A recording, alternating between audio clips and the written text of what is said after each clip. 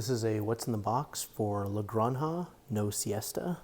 So this is basically the Granja dice game, which is kind of weird because the game it's based on is a dice game as well.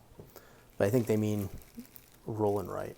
So this is interesting. We have dice that have nothing on them. I guess I've got to put stickers on them. We have some baggies and pencils,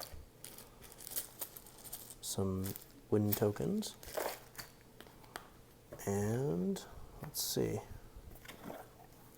We have, I guess I'll have to open this up. We have a package in here with all the other stuff. Okay. So in this package is rules, 1 to 4 players. Looks pretty, I guess it's kind of big rules for a dice game. It reminds me of the Castles of Burgundy dice game. It tells you have to place the stickers on the dice. How to do it. Some sort of two-sided scoring track. Not entirely sure.